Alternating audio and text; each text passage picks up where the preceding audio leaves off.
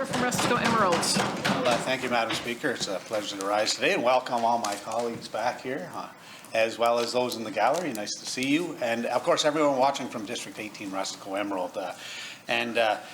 Today, Madam Speaker, I was at the funeral of Reverend Barb Wagner, and it was a really beautiful celebration of life with some great music. I was privileged to sing in the choir, and I reconnected with some people I hadn't seen in a long time. One of them was George Mason, and he's a person with a lot of knowledge. And one of the things he's always said is that our Father who art in heaven, or our Father which art in heaven. So that's something perhaps I can refer to the Legislative Assembly staff for the grammar on that one, but he claims it's which.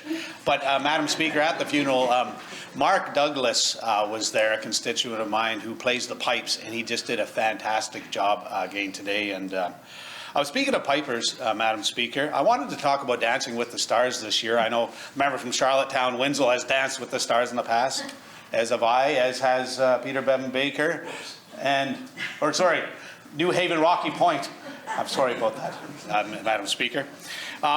And so this year, there were a couple of constituents, Susan Doucette, who did a fantastic job with a very colorful costume and dance from District 18, and Peter McDougall, who's also a piper, Madam Speaker. He did a fantastic job, but I should mention that Eric McPhail, who was, of course, Anne Zacum's son, my girlfriend, Eric McPhail got the Judge's Choice Award, which is basically winning the event. So I wanted to congratulate him officially on the record. And, of course, together they raised tens and tens of thousands of dollars for Hospice PEI, such a great organization.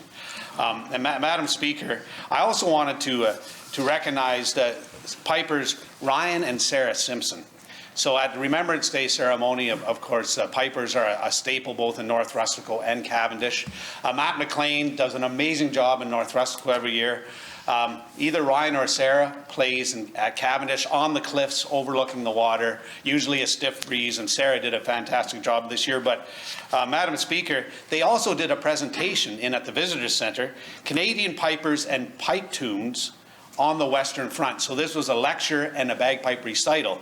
And I didn't catch all of it, but it's incredible. So I'd encourage anybody here that if you want to have that come to your district, just reach out to them. And lastly, Madam Speaker, thank you for bearing with me.